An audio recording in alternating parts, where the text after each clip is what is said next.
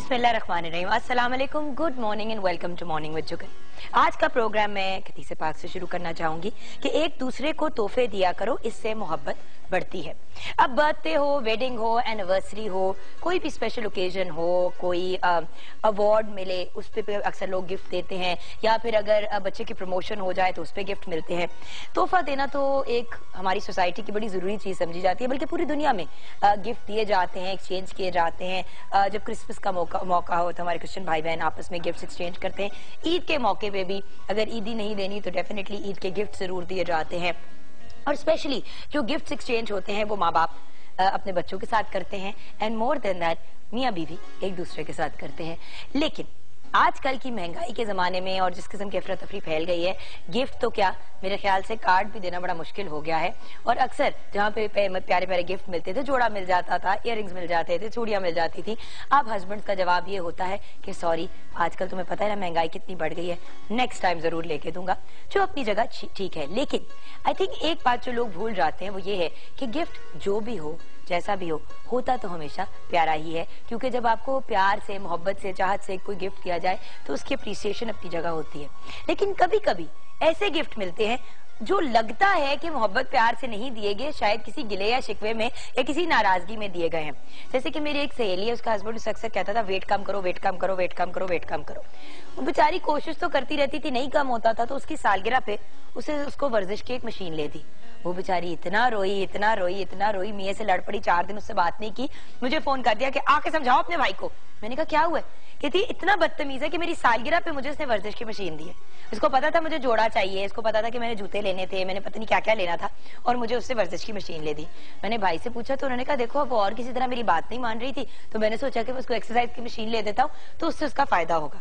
अब बात यह है, जरूरी नहीं है जो आपको चीज पसंद हो वो दूसरे बंदे को भी पसंद आए। जब गिफ्ट खरीदें, जब तोहफा खरीदें तो दूसरे बंदे को मद्देनजर रखते हुए खरीदें।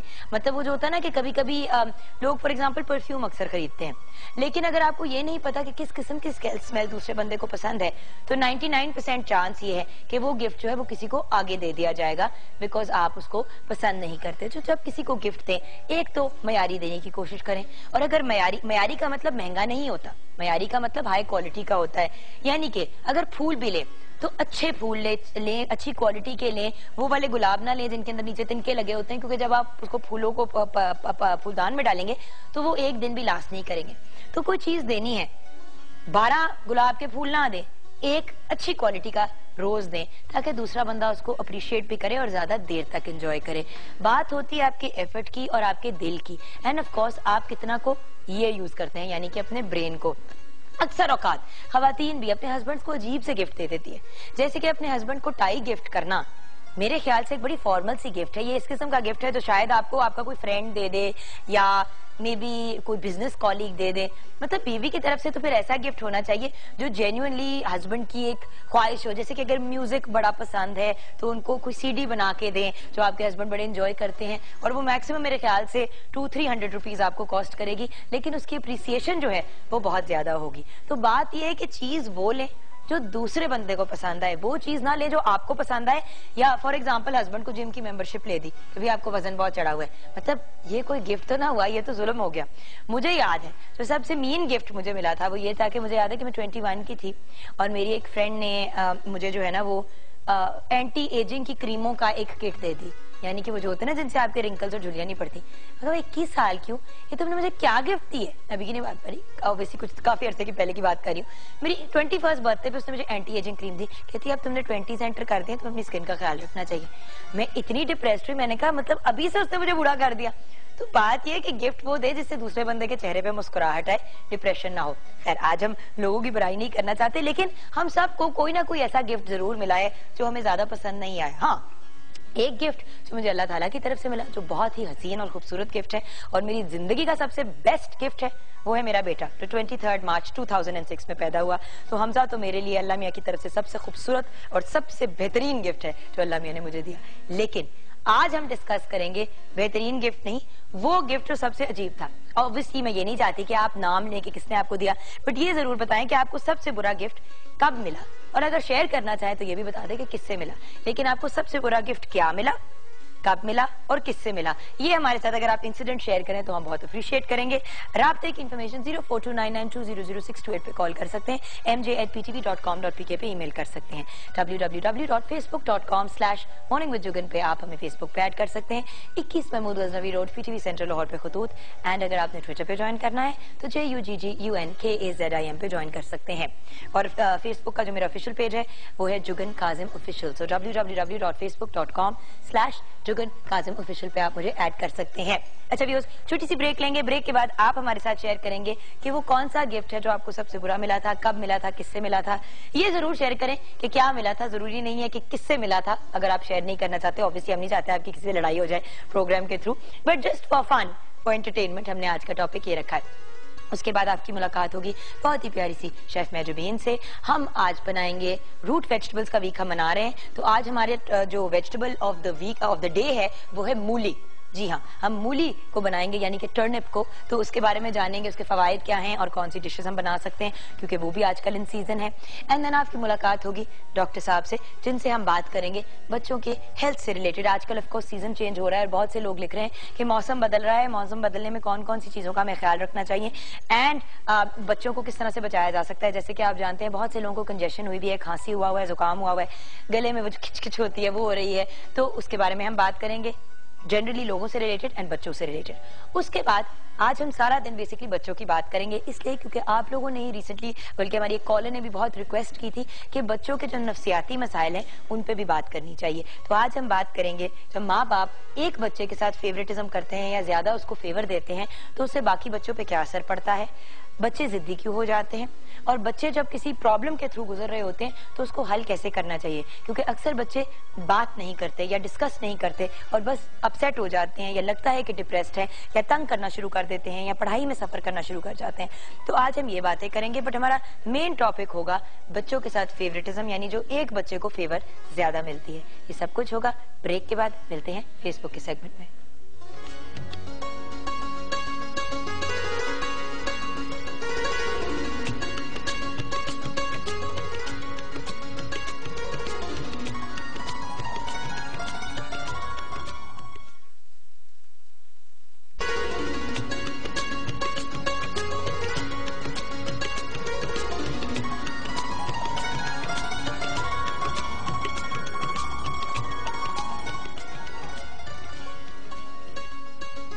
जी हाँ, वेलकम बैक व्यूअर्स। एक गलती हो गई, और जब गलती होती है तो इंसान को तस्लीम भी करनी चाहिए और बताना भी चाहिए। मैंने मूली को टर्निप कह दिया था, वो टर्निप नहीं होती, उसको रेडिश बुलाते हैं। सॉरी, पता नहीं क्यों वो दिमाग में टर्निप आ रहा था, वो गोल सी होती है, ये लंबी सी होती है, बिल्कुल डिफरेंट होती है। तो जो मूली का नाम अंग्रेजी में होता है वो रेडिश होता है। एक रेड रेडिश होती है छोटी वाली, और एक बड़ी वाली व्हाइट होती है, जो हम आज बनाने जा रहे हैं। अच्छा, हमारा क्वेश्चन ऑफ द डे, आपको सबसे बुरा गिफ्ट कब और किससे मिला, ये जरूरी नहीं बताना, बट कब जरूर बताइएगा, और क्या था वो भी जरूर करें। आलिया मलिक ने वही बात की जो हमने वैसे शुरू में की कि गिफ्ट तो गिफ्ट होता है, देने वाले के जज्बात उसमें होते हैं, बुरा नहीं समझना चाहिए छोटी से छोटी चीज को भी। बिल्कुल सही। मलिया कुरैशी का सलाम जुगन, आप भी। गिफ्ट तो सभी अच्छे होते हैं, चाहे वो एक छोटी सी पेंसिल क्यों ना हो। आयशा खान, एक दफा बर्थडे पर 10 रुपए दिए गए थे तो बुरा लगा, मगर जब बाद में, अच्छा ठीक है, एक दफा भाई बर्थडे पर ने 10 रुपए दिए थे तो बुरा लगा, मगर बाद में मुझे इतना अच्छा लगा कि मैंने वो 10 रुपए अपने पास रख लिए। ये आयशा खान ने कहा है। Very very sweet message. उसके अलावा अनवर मियां ने कहा गिफ्ट तो का ताल्लुक तो दिल और जज्बात से होता है, इसलिए गिफ्ट सारे ही अच्छे होते हैं। व्यूअर्स, डेफिनेटली सारे गिफ्ट बहुत अच्छे होते हैं, लेकिन eight the end of the day हम जो गिफ्ट्स की बात आज आपके साथ शेयर करें वो ये कि कोई ऐसा गिफ्ट जो आपको मिला हो जो आपको बड़ा ऑड लगा हो। जैसे मेरी बेचारी सहेली को जब वर्जिश की मशीन उसके मियां ने दी थी तो बड़ी इंसल्टिंग बात थी। मेरी एक और सहेली को किसी ने, उसके हस्बैंड ने ब्लेंडर दिया तो बड़ी अपसेट हुई, कहते आपने मुझे ब्लेंडर क्यों दिया है, कहते तुम बार बार चिड़चिड़ कर रही थी मुझे हैंड ब्लेंडर चाहिए, हैंड ब्लेंडर चाहिए। तो उसने कहा लेकिन बर्थडे पे कौन गिफ्ट देते हैं हैंड ब्लेंडर, ये तो किचन के इस्तेमाल की चीज है। तो प्लीज हस्बैंड्स अपनी बीवियों को ब्लेंडर और मिक्सर और इस तरह की चीजें मत दिया करें। अच्छा, आज हमारे साथ एक कॉलर भी है, साइमा कामरान है। अस्सलाम वालेकुम। वालेकुम अस्सलाम, क्या हाल चाल है? शुक्र अल्हम्दुलिल्लाह, आप कैसी हैं? ठीक ठाक हूँ। वैसे आपके तो सबसे प्यारा गिफ्ट जो है वो आपके हस्बैंड ही मिले, लेकिन मैं ये जानना चाहूंगी कि सबसे बुरा गिफ्ट उन्होंने आपको क्या दिया है?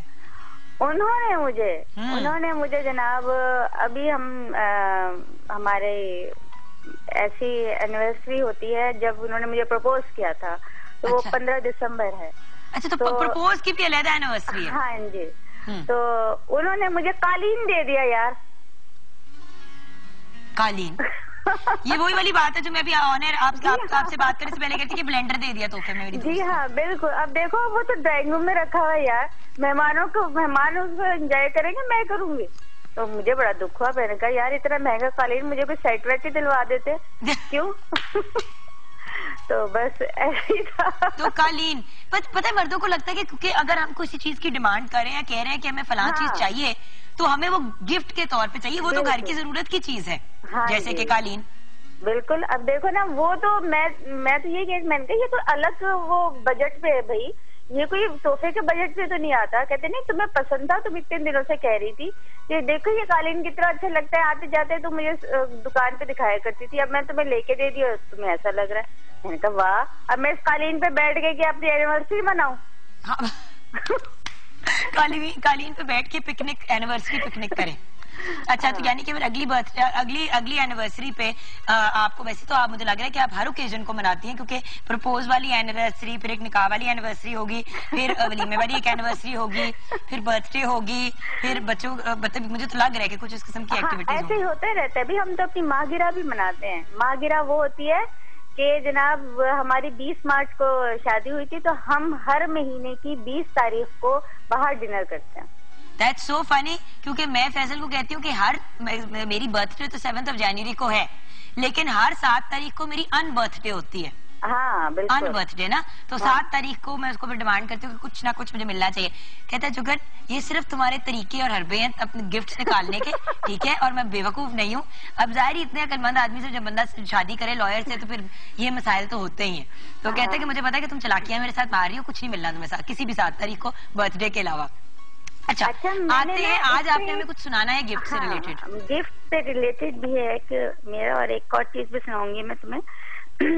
ये सेमो जर के तहाइफ, ये अतलसो कम ख्वाब, ये सेमो जर के तहाइफ, ये अतलसो कम ख्वाब, तुम्हारी मेज पे रखूं कहाँ गुलाब के फूल। वाह, है ना, जबरदस्त है ना। जब इंसान उस पोजीशन में होता है कि जब वो किसी को कुछ देना चाहता है और उसको ऐसा लगता है कि दूसरों के गिफ्ट शायद उसको ज्यादा पसंद आ जाएं, और अब मेरा गिफ्ट कुछ है, कुछ कमतर है, तो फिर ऐसे महसूसात दिल में आते हैं। और फिर इंसान मैंने तो इसी से किया कि गुलाब के फूल में जितनी ताजगी और जितनी खुशबू है वो सेमो जर के तहाइफ में नहीं हो सकती। बिल्कुल तो, सही। और जो चीज दिल से दी जाती है बिल्कुल उसकी खूबसूरती तो एक और लेवल पे। तो शायद कालीन बहुत दिल से आपको दिया गया था मेरी जान। वो दिल से भरा हुआ कालीन था। वो दिल से भरा हुआ कालीन। थैंक यू सो मच मेरी जान। Thank you. एक मिनट, एक छोटी सी गजल में तुम्हें सुनाते हैं, छोटी सी, मोहब्बत पर। होने लगा यकीन हमें अपनी जात पर, होने लगा यकीन हमें अपनी जात पर, रखा जो उसने हाथ मोहब्बत से हाथ पर। वाह। जब उसका मुझसे कोई ताल्लुक नहीं रहा, ये जब वो नाराज होते हैं ना तब मैं कहती हूँ। अच्छा। जब उसका मुझसे कोई ताल्लुक नहीं रहा, होता है क्यों खफा वो मेरी बात बात पर।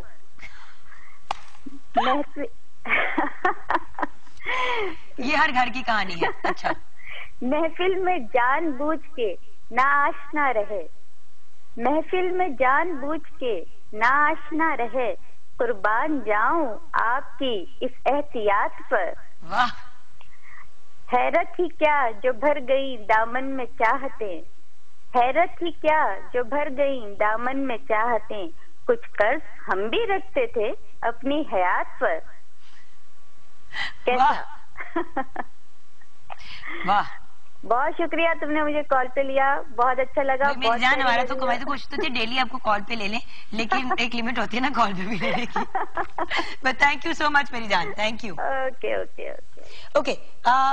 सबने बेसिकली तो यही कहा कि गिफ्ट बहुत अच्छे, लेकिन एक बड़ा फनी सा आया था मैसेज। किसी को उनकी कजन ने एक जूता गिफ्ट में दिया था, अच्छा किधर गया किधर गया किधर गया? ओके तौर पे डब्बे में। अच्छा मेरी बर्थडे पे एक दोस्त ने जोक के तौर पे डब्बे में बंद एक केला दिया था, माशाल्लाह। तो एक ये भी गिफ्ट मिल चुका है, 1 बनाना। वैसे तो काफी हेल्दी गिफ्ट है और हाई एंड पोटेशियम भी, तो not a bad gift at all. एक किसी ने अपनी कजन का लिखा था जो मुझे बहुत फनी लगी थी बात, कि उनको उनकी कजन ने एक जूता जो है, एक बूट जो है वो गिफ्ट के तौर पे उनको दिया था, विच आई थिंक इज पर्टिकुलरली। हाँ, अवैस गेंगस्टर ने लिखा है मेरी बर्थडे पे मेरी कजन ने सिंगल बूट मुझे गिफ्ट दिया था। शायद आई थिंक कॉन्सेप्ट ये था कि एक जूता उनके पास एक जूता उनके पास, तो जब कभी किसी ने बोरो करना हो तो अगर मैंने पहनना हो तो आप मुझे दे दें, आपने पहनना हो तो मैं आपको दे दूं। इस तरह प्यार भी बढ़ता है और ताल्लुक भी कंटिन्यू करता है। अभी तक ऐसा गिफ्ट नहीं मिला, फैसल रहमान ने कहा है। और भी बहुत से मैसेजेस आए हैं, लेकिन किचन की तरफ जाते हैं। आई एम श्योर कि मेहजबीन को उनके हस्बैंड ने कोई ना कोई ऐसा गिफ्ट दिया होगा जो उन पे बड़ा नागवार गुजरा होगा। अस्सलाम वालेकुम। वालेकुम अस्सलाम, क्या हाल है जुकन आपके? बिल्कुल ठीक। और आप बड़ा मुस्कुरा रही थी गिफ्ट की बात पे, तो मैंने कहा आपसे ही पूछ लेते हैं कि गिफ्ट आपको कौन कौन से ऐसे मिले हैं जो आपको पसंद नहीं है? जुगन, हस्बैंड की तरफ से तो कभी ऐसा नागवार वाला कोई नहीं मिला, मगर मेरी कजन ने मेरे साथ बहुत शरारतें बचपन में की हुई हैं। अच्छा। वो मैं सुनाती हूँ आपको कि मुझे कॉकरोच से सख्त एलर्जी थी और मैं चीखें छोड़ती थी जब भी कहीं नजर आता था। उसने मेरी बर्थडे पे एक तो 2 गिफ्ट दिए मुझे ना, और मैं पहले तो बड़ी हैरान हुई कि इसने 2 दिए। जब मैंने वो जो दूसरा खोला, आप यकीन करें कि वो इतना बड़ा बॉक्स था, उसको खोलते खोलते वो 6 उसको खोलना पड़ा 6 दफा में, 6 बॉक्सेस निकले। आपने सोचा अंदर कोई हीरो का पता नहीं क्या है इसमें सरप्राइज। और जब लास्ट वाला निकला और इतना वो लकड़ी का बॉक्स और उसमें कॉकरोच हिल रहा था, और यकीन करें मेरी चीखें निकली। वो मैं गिफ्ट कभी नहीं भूल सकी और मैंने उसको खूब सुनाई। फिर मैंने कहा ये तुमने क्या शरारत की? और 2 गिफ्ट थे, तो दूसरा क्या था? दूसरा शायद कोई बुक थी और पेन था कोई उसमें, या डायरी थी, कुछ ऐसा। अच्छा, मतलब उससे एक गिफ्ट प्रॉपर भी था। ये उसने शरारती जो था ना, शरारती गिफ्ट दिया था। ये किसी को केला मिला गिफ्ट, तो किसी को एक सिंगल जूता मिल गया। बिल्कुल, और वो मुझे आज तक नहीं भूला। बाकी तो तोहफा बेशक एक पेन हो, एक परफ्यूम हो, कुछ भी हो, उसके पीछे जो दिल के जज्बात और मोहब्बत होती है वो तो कभी भी नहीं इंसान भूल सकता। सही सही, बिल्कुल सही आपने कहा। वही वाली बात होती ना कि दिल से दे, चाहे गुलाब भी दे। जिस तरह you know for example like साहब जो है स्क्रिप्ट राइटर, में बर्थडे पे उन्होंने बड़ी एक कैलेंडर बनाया जिसपे हमजा भी था और मैं भी थी, और वो पूरा कैलेंडर है और वो मैंने हमजा के रूम में लगाया। उसकी बड़ी वैल्यू है। उमर है, उनकी मदर ने गिफ्ट भेजा एक जोड़ा, वो एक बड़ा प्यारा गिफ्ट था। सिद्रा ने मुझे वॉलेट दिया साथ में, मतलब काफी ज्यादा चीजें सिद्धू ने भी दी। तो बात ये कि कैसर साहब ने बड़ा खूबसूरत गिफ्ट दिया। यू नो, बात ये होती है कि the fact that somebody made the effort. वही इतने मुझे डायरी दी बड़ी प्यारी सी, क्योंकि मैं लिखती रहती हूँ डायरी में। It's the love and the मोहब्बत विद विच आपने मुझे इतने प्यारे प्यारे गिफ्ट दिए ओवर द टाइम। आपने परफ्यूम भी एक बार मुझे दिया था, बड़ा प्यारा।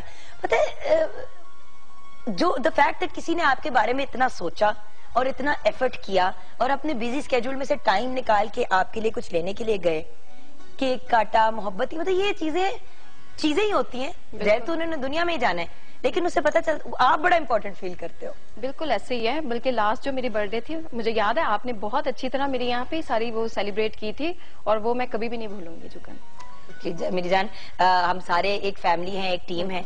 केक भी ना एक दूसरे के साथ काटे तो फिर क्या फायदा। बिल्कुल ऐसे ही है। इससे मुझे याद है हमें एक लिस्ट बनानी है अपनी पूरी टीम की, ताकि हम लोग अपने केक्स वगैरह सारे काट सके, और वो जिम्मेदारी हम मेजबान पे डालेंगे, क्या बनाया करें। अच्छा, मिसेज हसन की कॉल है और फिर मूलियों की भी बात करनी है। बिल्कुल, जिनको मैंने गलत नाम बुला लिया था। अस्सलाम वालेकुम। वालेकुम अस्सलाम, कैसी हैं जुगन? शुक्र अल्हम्दुलिल्लाह, आप कैसी हैं? आपको सुबह सुबह हंसता देख के ना, यकीन करें हम सारी परेशानियां भूल जाते हैं और बस हंसने लग जाते हैं। आपको देख के खुशी होती है, एनर्जी मिलती है आपको देख के। Thank you. और अल्लाह ताला हमेशा आपको इसी तरह हंसता मुस्कुराता रखे। आमीन। और सवाल बहुत जबरदस्त रखा हुआ है। सबसे बुरा गिफ्ट क्या मिला? सबसे बुरा गिफ्ट हमारी 10th एनिवर्सरी थी, उसपे मेरे मियाँ ने मुझे 2 पेप्सी के टिन्स पैक करके दिए, और मैं आपकी लड़ाई हुई थी? नहीं, लड़ाई नहीं हुई भी थी, बस गिफ्ट तो गिफ्ट होता है। तो मैंने उसको बड़े, लेकिन ये मजाक था, ये सीरियस था, ये क्या था? ये मजाक था। और उसके थोड़ी देर बाद फिर उन्होंने मुझे टी सेट, मैंने कहा आपको यही गिफ्ट मिले थे और कोई चीज मार्केट में आपको खाने को? मुझे लग रहा है भाई को भूख ज्यादा लग रही थी। हाँ, मुझे लग रहा है निहारी खाने का मूड था, ताकि उसके साथ फिर वो कोला पी लेते। हाँ बिल्कुल। तो मुझे अभी अपना दुख कम महसूस हुआ जब आपने बताया कि किसी को केला मिला है, किसी को कुछ मिला है, तो मैंने कहा मतलब सोचे फिर भी बेहतर है। कोल्ड वो ड्रिंक मेजबीन के साथ तो हद नहीं क्रॉस होगी ना, उस बेचारी को कॉकरोच दे दिया उसकी कजन ने गिफ्ट के तौर हाँ, पे। तो उससे बेहतर है कि मुझे कोल्ड ड्रिंक मिल गई। नहीं मेरी जान, आप सोचे कि मेरे लिए कितना इंसल्टिंग था। 21 साल की उम्र पे मेरी सहेली मुझे एंटी एजिंग क्रीम का सेट देती है कि एंटी रिंकल क्रीम, जिससे झुर्रियां पड़ती हैं उनको दूर करने के लिए। मैंने कहा यार अजय थोड़ा जहा टाइम है गया अभी से ये चीजें क्यों दे दी? कहती नहीं जानी तुम्हें ख्याल करना चाहिए ना। मैंने कहा यार एक्सरसाइज की मशीन। वही बात हो गई जुगन कि दूसरों के दुख देख के अपना दुख बहुत छोटा लगता है। और अल्लाह का शुक्र है एटलीस्ट वो वही वाली बात है, eight the end of the day अगर किसी ने गिफ्ट दिया तो वो बहुत बड़ी बात है, चाहे वो कुछ भी दिया, एटलीस्ट वो एफर्ट तो किया। So the point is at the end of the day we should appreciate जब लोग हमारे लिए करते हैं, और याद रखना चाहिए और जरूर उनकी खुशी के मौकों पे उनके साथ भी पार्टिसिपेट करना अच्छा चाहिए। जुगन एक सवाल है आपसे, मगर आपने इसका जवाब देना है कि आप माशाल्लाह से इतनी स्मार्ट हुई हैं, हमें भी हमारे साथ भी शेयर करें, हम भी आपकी तरह स्मार्ट हो जाएं। मीजान मैंने आप हमारे लास्ट ईयर 17 जनवरी को ऑन एयर अनाउंस किया था कि अब मैं डाइटिंग शुरू कर रही हूँ, बहुत हो गया, मैं तंग आ गई हूँ अपने वजन से। ये 17 जनवरी लास्ट ईयर की बात है, मॉर्निंग विद जुगन पे अनाउंस किया था। उसके बाद कंसिस्टेंटली जैसे कि सुबह सुबह मैं बहुत ज्यादा हैवी ब्रेकफास्ट करती थी। अभी मॉर्निंग में ऑफ कोर्स चाय तो अपनी जगह होती है, लेकिन उसके साथ साथ I have a bowl of soup, ठीक है, वेजिटेबल सूप जो हाई फाइबर भी होता है, आपकी हेल्थ के लिए भी अच्छा होता है। उसके अलावा जिस तरह फॉर एग्जांपल आज हम पराठे बना रहे हैं, हम if I am not mistaken मूली के पराठे बनाएंगे, तो जरूरी नहीं है ना कि बंदा 4 पराठे खा ले या 3 या 2, एक पीस भी तो खाया जा सकता है ना मेरी जान।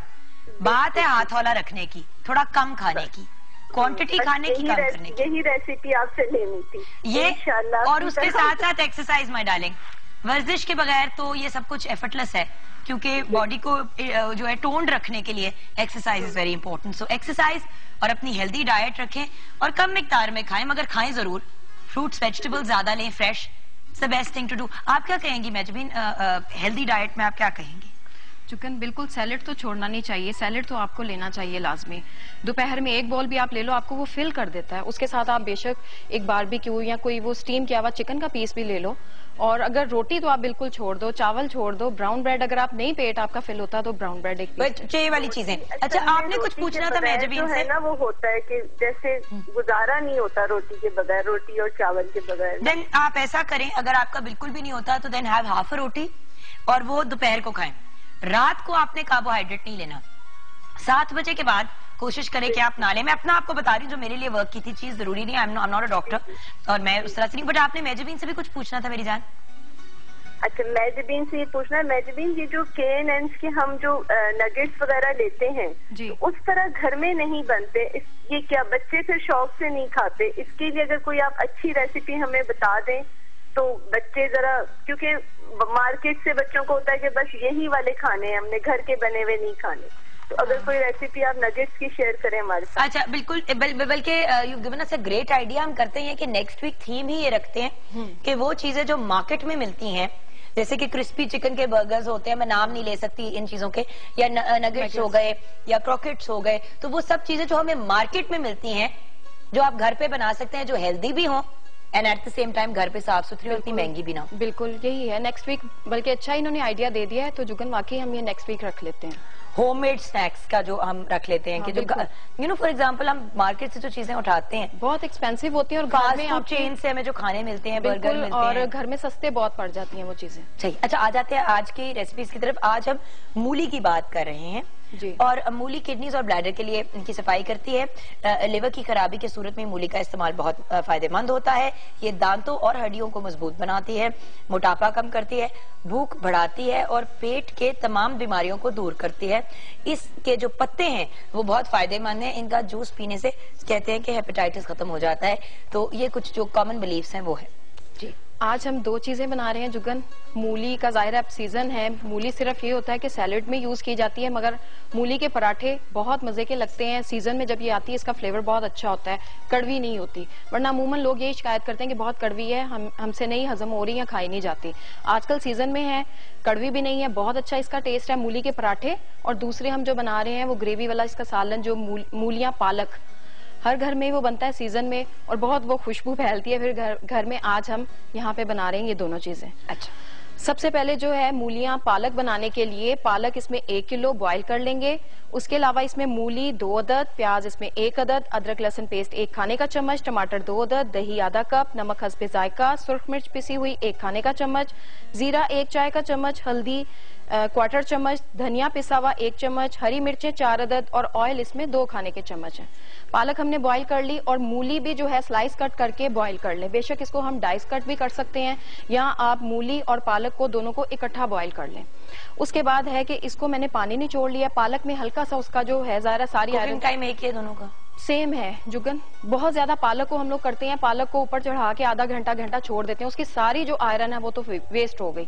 कोशिश करें कि 10-12 मिनट से ज्यादा इन दोनों चीजों को आप बॉयल मत करें। ठीक है, तो उसके बाद आपने मसाला बनाना है। 1 प्याज है, हल्का सा उसको सौते किया, लाइट गोल्डन हुई, लहसुन अदरक पेस्ट, टमाटर डालेंगे, थोड़ा सा दही डाल के नमक मिर्च और हल्दी जीरा सारे स्पाइसेस डाल के आपने भून लिया।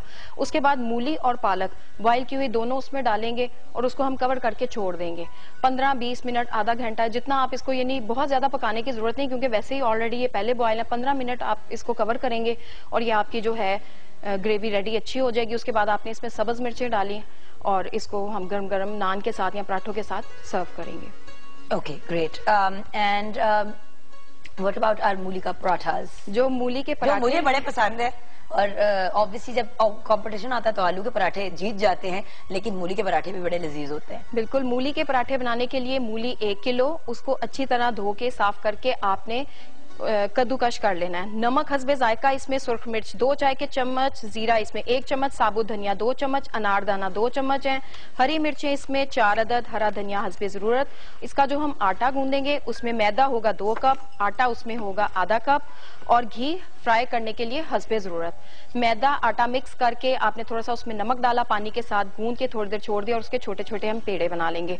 मूलियों में तमाम चीजें, मूलियों में ये होता है कि जुगन एज इट इज नहीं बनानी चाहिए, इसमें पानी बहुत ज्यादा ये छोड़ देती हैं। पानी अच्छी तरह इसका निचोड़ के उसके बाद तमाम स्पाइसेस आपने डाले, 2 आपने पेड़े बेल के उसमें फिल करके और इनको आपने मक्खन में फ्राई कर लें, घी में फ्राई कर लें, ऑयल में कर लें, आपकी अपनी मर्जी है। और गरम गरम सर्व करें और 1 पीस खाएं, 10 नहीं।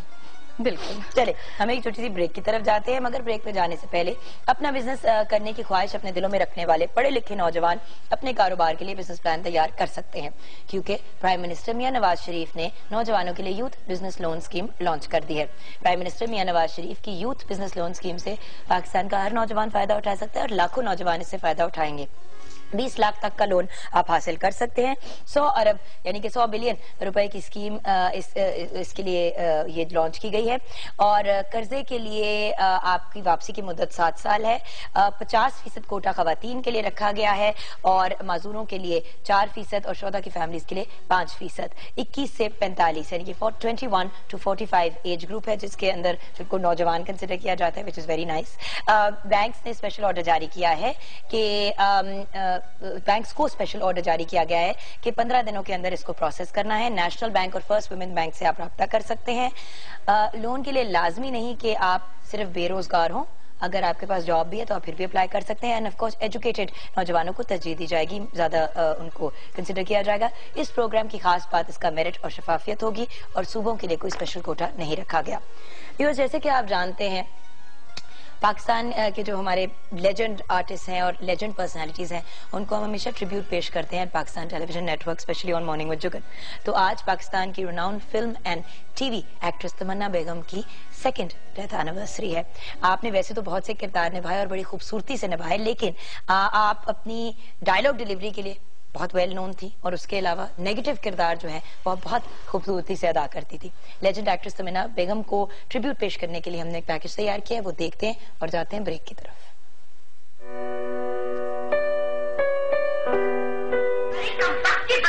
कहाँ मर गई थी? कितनी देर से घंटियां बजा रही हो और नवाज गाजी बड़े ठाट से यहाँ इस्त्री कर रही है।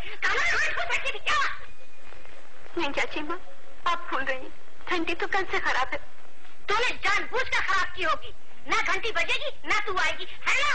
नहीं चाची माँ, तेरी पैदाइश को अभी 6 दिन हुए थे कि लंदन से तेरे मरहूम नाना को हार्ट अटैक हो जाने की इत्तला आई। मैं डॉक्टर से इजाजत लेकर फौरन लंदन चली गई और तुझे आया के पास छोड़ गई। अब्बा की मौत के बाद मुझे वहाँ 2 महीने लग गए क्योंकि सारा कारोबार मुझे समेटना था। जब मैं यहाँ पहुँची तो मैंने आया की गोद में एक के बजाय 2 बच्चियां देखी। और हाँ बेटी, मैं तुमसे क्या कह रही थी, हाँ मर्द जो है ना सारे जमाने के एक जैसे होते हैं, अच्छे कम बुरे ज्यादा, पर औरत चाहे तो अपना सलीके, अपनी मोहब्बत से मर्द को सर से पैर तक बदल सकती है। तुम मेरी बात समझ गई ना? इस बदबू की कटी किसने यहाँ रखी है? बाबा लेकर आए थे। गुड़ और चने, यहाँ इंसान रहते हैं, कोई जानवर नहीं, समझी? जरा इंसाफ का तराजू अपने हाथ में लेकर खुद फैसला करो। अगर ये इस घर से चला गया तो इसे क्या मिलेगा और हमारे हिस्से में क्या आएगा? मोहब्बत इसे मिलेगी और बदनामी हमें, रोशनी इसका नसीब होगी और अंधेरे हमारा मुकद्दर होंगे। सुकून की जिंदगी ये गुजारेगा और सारी जिंदगी ताने हम बर्दाश्त करेंगे। इसलिए मलक शाह नवाज, मैं अपने होनहार बेटे को खाली हाथ नहीं जाने दूंगी। कल जो सिराई मेरे और तुम्हारे मुंह पर मरी जाएगी, इसके मुंह पर भी लगनी चाहिए।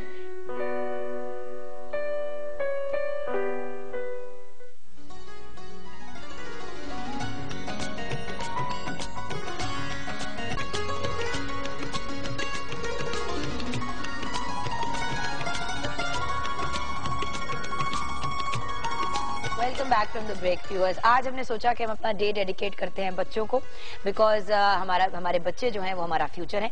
सो we have our very well known renowned consultant child specialist with us, doctor Qamruzzaman Sahab. उनको हमने इनवाइट किया, स्पेशली 36 दफा प्रैक्टिस किया था नाम, उस फंस रही थी मगर फिर भी गलती कर दिया। अस्सलाम वालेकुम। वालेकुम अस्सलाम। कैसे हैं? Thank you very much. ठीक है सर, मैंने पहले भी अनाउंस कर दिया था डॉक्टर साहब कि हम in the beginning of the programme के अगर किसी के सवालात हैं तो हमारे साथ शेयर करें, लेकिन जो बेसिक क्वेश्चंस हैं वो तो मेरे पास इन प्लेस हैं, विच इज आजकल क्या बीमारियां हैं जो सबसे कॉमन है बदलते मौसम में बच्चों के लिए? ये कितना को डेंजरस होता है सीजन चेंज? देखिए, ऐसा है कि जब मौसम बदलता है ना जी, जब गर्मी से सर्दी या सर्दी से फिर गर्मी की तरफ हम जाते हैं, तो सेहत के ऊपर एक बच्चे खास तौर पे मैं बच्चों की बात करूंगा, तो एक स्ट्रेस बच्चे लेते हैं उस चेंज ओवर में। अब हम आजकल चूंकि सर्दियां गुजर रही हैं, सर्दियों का मौसम चल रहा है, तो सर्दियों में ये है कि जो ही बच्चे सर्दी की तरफ बढ़ते हैं, मौसम सर्द होता है, तो उससे आपने देखा सांस की बीमारियां, और अगर मैं इसको मेन दो में तकसीम करूं तो जिल्द की और सांस की, ये दो बीमारियां बच्चों में हमारी रूटीन प्रैक्टिस में देखने में आती हैं। सही। ये 2 प्रॉब्लम्स हैं। अब सांस में ये है कि जिस तरह नज़ला, जुकाम, खांसी, बलगम, ये सिलसिले शुरू हो जाते हैं जी, जो फिर आगे बढ़ के किसी कॉम्प्लिकेशन की तरफ भी जा सकते हैं।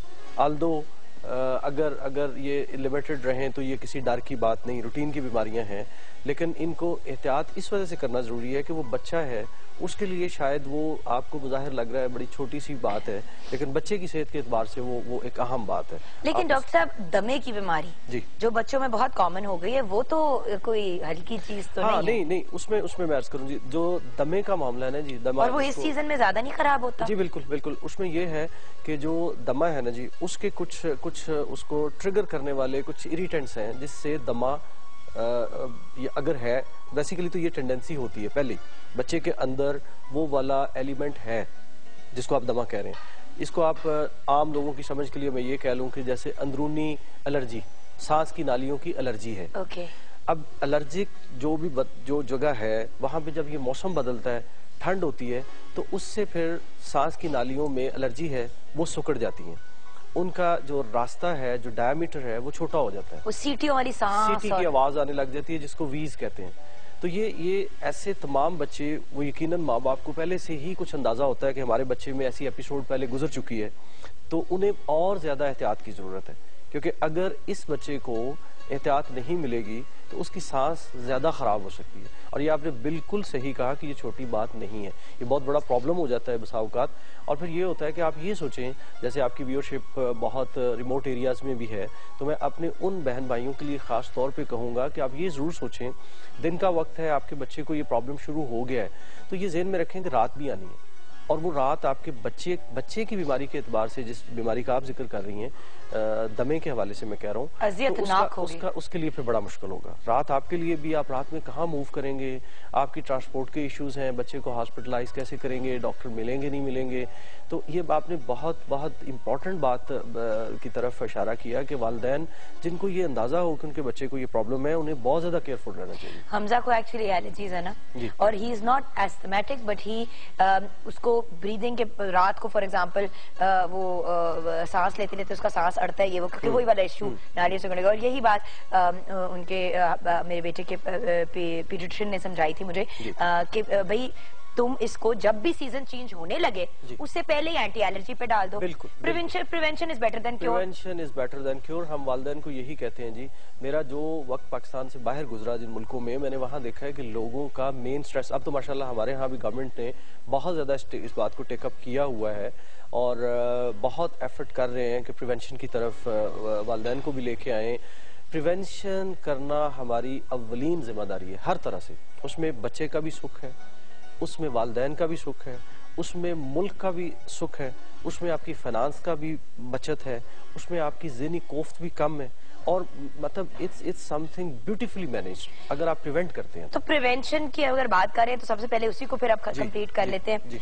एक तो जो आप ब्रेक में भी मुझे समझा रहे थे कि हिफाजती टीके, तो वो सारी बात जो आप एक्सप्लेन कर रहे थे कि क्या चीजें हैं जिनसे हमारा बच्चा कम से कम बीमारी की तरफ जाएगा, उसके बाद फिर बीमारियां भी टच करते हैं। आपने इतनी अच्छी बात की है, इतनी अहम बात है ये। हमारे तमाम वालिदैन जो हैं, जितने भी लोग बच्चों के साथ कंसर्न है, डॉक्टर साहब ना होगा बांस ना बजेगी बांसुरी, बिल्कुल सही कह रहे हैं। अब उसमें यह है कि हिफाजती टीकों को मैं ये कहूंगा कि इस वक्त कुर्राए अर्ज के ऊपर जो नेमतें इंसान को अल्लाह ताला की तरफ से मयसर हैं, उसमें हिफाजती टीके बहुत बड़ी नेमत है, बहुत बड़ी नेमत है। मैं जोर इस पे इसलिए दे रहा हूँ क्योंकि आपने जो बात की है प्रिवेंशन की, प्रिवेंशन आम लोगों की समझ के लिए मैं कहूँ कि बीमारी के आने से पहले उसकी तैयारी करना। आप इतने तैयार हों कि जब बीमारी हमलावर हो तो आपके बच्चे का जिस्म इतना मजबूत हो कि वो बीमारी उसको नुकसान ना पहुंचा सके, उसको उस तकलीफ में लेके ना जाए, इतना जिस्म मजबूत हो। उसके लिए आपने जिक्र किया हिफाजती टीकों का। आप अंदाजा करें, हिफाजती टीके 9 मोहलक बीमारियां, मोहलक का मतलब होता है जिनका एंड रिजल्ट हलाकत भी हो सकती है, जानलेवा हो सकती है या माजूरी का बायस बन सकती है। उन 9 अहम बीमारियों के खिलाफ टीके लगते हैं, हिफाजती टीके। पोलियो के कतरे भी मिलते हैं, पोलियो के कतरे हैं, काली खांसी का टीका है, टीबी का टीका है, इसी तशन्नुज के टीके हैं, हेपेटाइटिस बी का टीका है।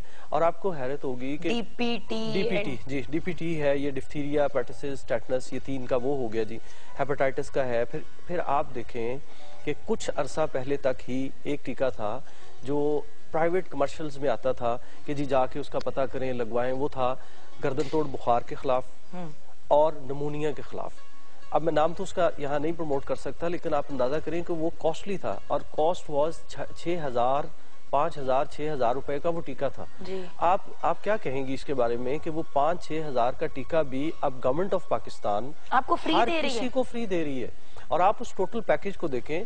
हमारे पास तो प्राइवेट पेशेंट्स जो आते हैं शाम की प्रैक्टिस में, आप देखें वो लोग आके जो अफोर्ड करते हैं वो कहते हैं जी हम अपने तौर पे लगवाते हैं, हजारों रुपए का वो खर्चा है। और डॉक्टर साहब आप ये देखें, जो एक बात मैं यहाँ पॉइंट आउट करना चाहूंगी, कनाडा में अगर आप वहाँ के सिटीजन हैं और आपके पास हेल्थ कार्ड बना हुआ है, अगर हेल्थ कार्ड नहीं बना हुआ तो आपको ये कोई भी टीका वहाँ पे मुफ्त का नहीं लगता, आपको जाना पड़ता है। कहते हैं ना बाहर फ्री होती है, आपका हेल्थ कार्ड बना हुआ है तो तब आप टीका लगवा सकते हैं। अब अगर यहाँ पे आप सिर्फ सिंपल जाएं और कहे कि जी मैंने अपने टीके लगाने, तो वो आपको वैसे ही टीके लगा देते हैं। किसी हेल्थ कार्ड की जरूरत कोई हेल्थ कार्ड कुछ नहीं, मतलब हर किसी के लिए हेल्थ इंश्योरेंस यहाँ पे एक तरह से इतनी बड़ी इंश्योरेंस है। बल्कि आपको हैरत होगी कि गवर्नमेंट ऑफ पाकिस्तान ने ये इंश्योर किया हुआ है, और हमारे जितने भी व्यूअर्स इस वक्त देख रहे हैं उनको इस बात का पता है कि गाँव गली गली मोहल्ले मोहल्ले में साइकिलों पे, मोटरसाइकिलों पे वैक्सीनेटर्स जो उनकी ड्यूटी है वो जाते हैं। अब हमारा ये फर्ज है कि हम अपना वक्त निकाल के, आप मजदूर हैं, आप जॉब करते हैं, लेकिन आपको पता है कि आप नहीं जा सकते, आप अपनी बीवी को अपनी अम्मी के साथ भेज दें, या आप खुद नहीं जा सकती हैं, आपके घर में छोटे बच्चे हैं तो आप अपनी सास के साथ या अपनी अम्मी के साथ भेजें।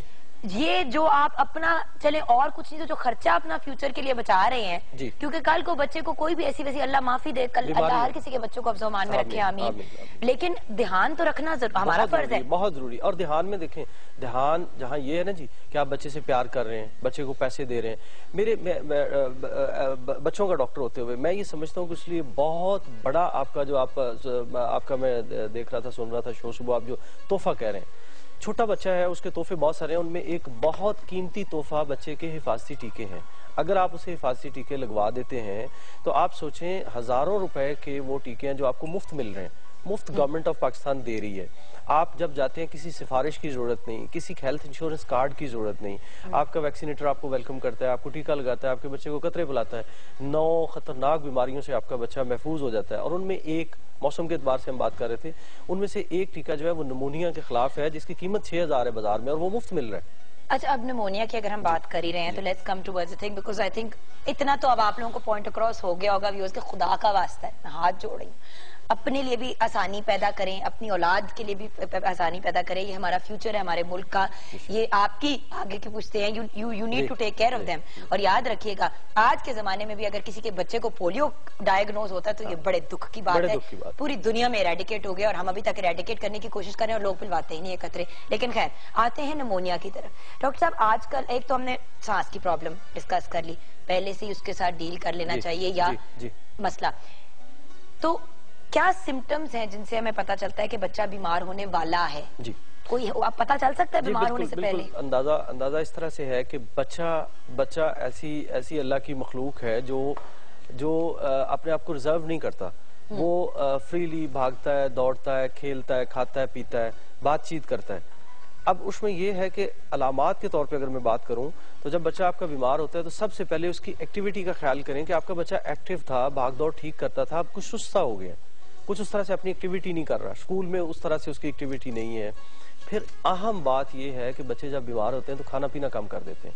पहले जो बच्चे पहले खा रहे होते हैं वो बिल्कुल ही तकरीबन छोड़ देते हैं। तो बड़े घरों में होता है कि बच्चे एकदम से खाना में इंटरेस्ट लूज कर दिया, लेकिन वो देखें अगर सिर्फ उसने इंटरेस्ट लूज किया है, बाकी सारा सेट ऑफ सिम्टम्स जो है, सारी अलामात में 2-3 कहूँ, अगर वो खाना कम कर दे, साथ में वो सुस्त है, खेल नहीं रहा, थक रहा है, बैठ गया है, उतना एक्टिव आपको नहीं लग रहा, और साथ में दूसरी अलामात हैं जैसे खांसी हो रही है और खांसी बढ़ती चली जा रही है, बुखार है तो बुखार आपने देखा पहले जरा कम था, अब तेज होने लग गया है, ज्यादा वक्त बुखार में गुजरता है, तो ये चीजें फिक्रमंदी की बात है, कोई खौफ की बात नहीं है। नहीं, लेकिन डॉक्टर साहब फिक्र करें, आपके पास किस स्टेज पे आना चाहिए, क्योंकि अगर बुखार हो गया ऑलरेडी तो बीमारी तो आ गई। जी बिल्कुल, उसमें ये है जी, मैं फिर वही कहूंगा जो आपने बात की कि एक तो ये कि हमें इन बीमारियों से, किसी बीमारी के आने से पहले हमें उसकी तैयारी पहले से ही रखनी चाहिए। डॉक्टर साहब आजकल बच्चे इतने माड़े हैं, for lack of a better word, इतने से तीलियां घूम रही होती है, मुझे सब कहते हैं ना कि हमजा का वेट कंट्रोल करो। मेरा एक बात जरूर कहूंगी, अल्हम्दुलिल्लाह मेरा बेटा बीमार बहुत कम होता है, शुक्र, और अगर होता भी है तो थोड़ी देर के लिए होकर ठीक हो जाता है, क्योंकि माशाल्लाह उसका इम्यून सिस्टम स्ट्रॉन्ग है। डॉक्टर साहब इतनी तीलियां घूम रही हैं आजकल। मैं आपकी इस बात को इस तरह से अपने नाजरीन तक पहुंचाऊंगा कि ये प्लीज खुदारा इस बात को समझने की कोशिश करें, खास तौर पे जो बेटियों वाले हैं।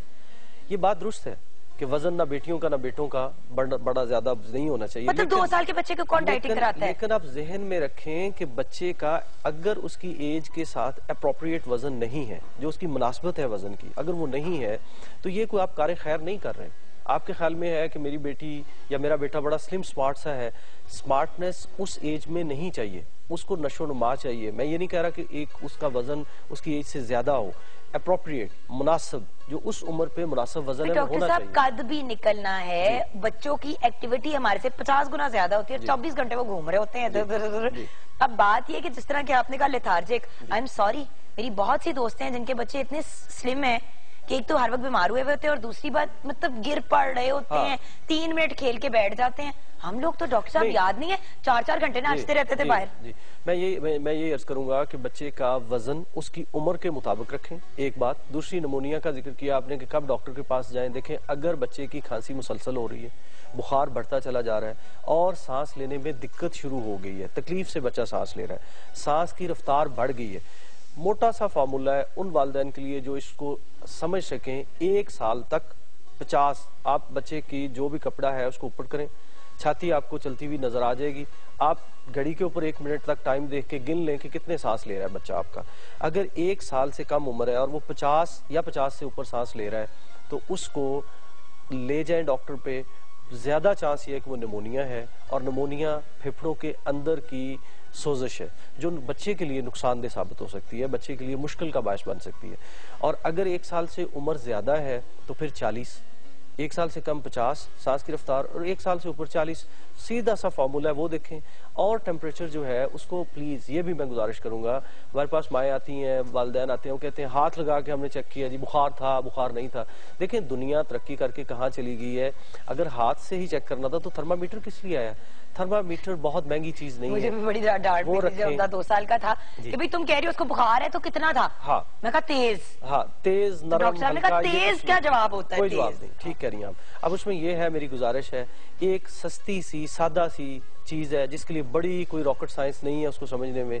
थर्मामीटर लें, और हमेशा जब आपको लगे आपके बच्चे को बुखार है तो डॉक्टर के लिए ये बहुत अहम है कि बुखार कितना है।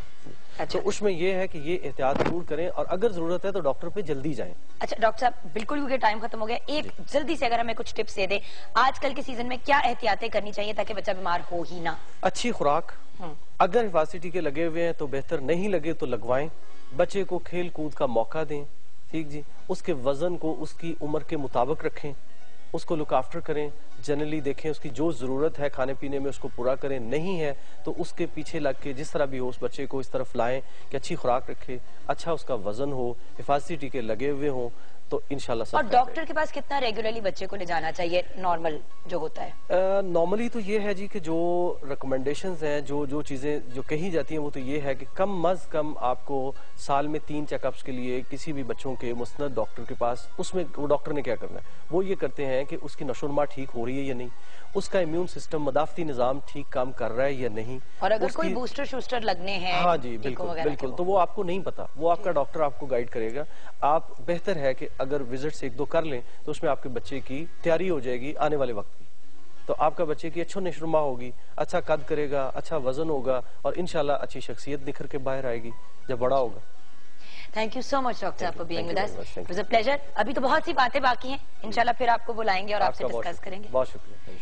सो व्यूअर्स, वही बात जो बार बार कहते हैं, हिफाजती टीके बच्चों के जरूर लगवाएं, उनका ख्याल रखें, और जरूरी नहीं है कि आप अपने 2 साल के बच्चे को डाइटिंग कराएं। आगे जाके वो खुद ही अपना जो बेड़ा गर्क करना होगा कर लेंगे डाइटिंग वाइटिंग के लिहाज से। प्लीज बच्चों को एक हेल्दी लाइफस्टाइल दें। बचपन में अगर हेल्दी लाइफस्टाइल होगा तो फ्यूचर भी उनका हेल्दी और ब्राइट होगा। लेते हैं एक छोटी सी ब्रेक।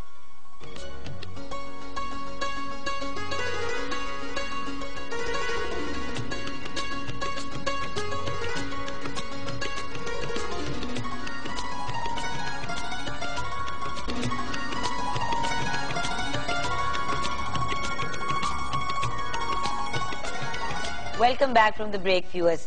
अभी हम बच्चों की बीमारियों की और सीजनल चेंजेस की बात कर रहे थे, लेकिन एक चीज जो अक्सर चेंज नहीं होती वो ये है कि घर में अगर कोई एक बच्चा फेवरेट हो जाता है या कोई एक बच्चा ज्यादा अटेंशन लेता है, जरूरी नहीं है कि वो फेवरेट वाला हो सकता है वो सबसे ज्यादा मसाइल खड़े करने वाला बच्चा हो, लेकिन एक बच्चे को जो कहते हैं ना लिफ्ट ज्यादा मिलती है, तो उसके मसाइल क्या होते हैं, और आगे जाके जब बच्चा हैंडल नहीं होता या कंट्रोल करना मुश्किल हो जाता है, कंट्रोल से मुराद के मतलब आपकी किसी पास से बात ही नहीं सुन रहा, तो फिर हम लोग कंफ्यूज होते हैं। तो इस मामले को हल करने के लिए, क्योंकि आजकल बहुत देखने में आ रहा है कि बच्चे बहुत ज्यादा अपने पेरेंट्स को तंग करना शुरू हो गए हैं, अब ये हो क्यों रहा है? क्या फैमिली स्ट्रक्चर्स चेंज हो गए हैं? क्या माँ बाप टाइम नहीं दे रहे? क्या टू मच टाइम दे रहे हैं? क्या मसला है? ये आज हम आज के अपने मेहमानों से जानेंगे। प्रोफेसर डॉक्टर राहत नवीद मसूद हमारे साथ रेगुलरली प्रोग्राम में हिस्सा बनती हैं। जब भी हमारा कोई ऐसा टॉपिक होता है जहाँ पे हमें जेन्युइन एडवाइस चाहिए होती है तो हम डॉक्टर साहिबा को जहमत देते हैं। And she is very kind, she always comes, she is a painter and educationist and today